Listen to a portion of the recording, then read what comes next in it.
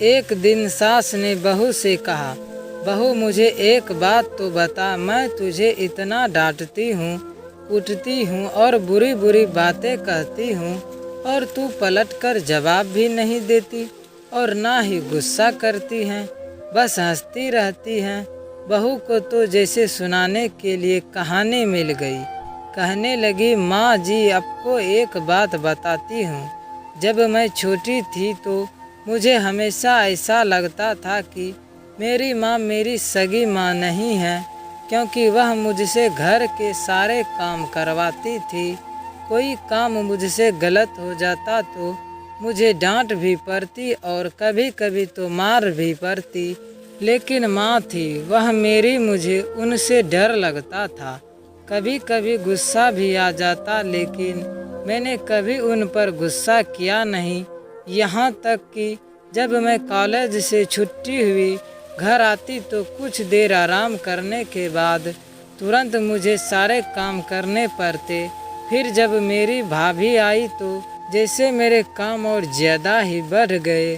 होना तो यह चाहिए था कि बहू आई तो सारी जिम्मेदारियां उस पर डाल दी जाए, लेकिन मेरी माँ ने फिर भी मुझसे ही सारा काम करवाया।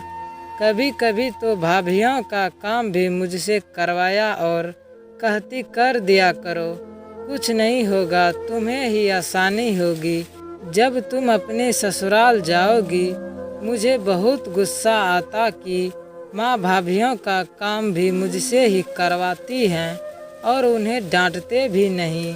फिर मेरी शादी के 2 दिन पहले मेरी माँ ने मुझे बड़े प्यार से अपने पास बिठाया और कहने लगी, बेटा आज तक समझना कि मैं तेरी सास थी।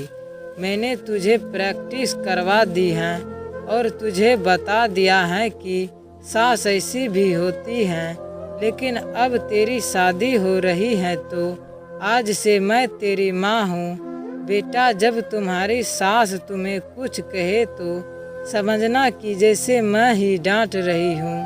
बस यही बात थी माँ जी की मुझे आपकी बातें बुरी नहीं लगती, क्योंकि मेरी माँ ने मुझे प्रैक्टिस करवा कर भेजा है और आप तो मुझे उतना डांटते भी नहीं जितना मेरी माँ डांटा करती थी। इतना कहकर बहू हंसते हुए किचन में चली गई और सास सोचते रह गई, क्या सच में बेटियां की प्रशिक्षित करना चाहिए।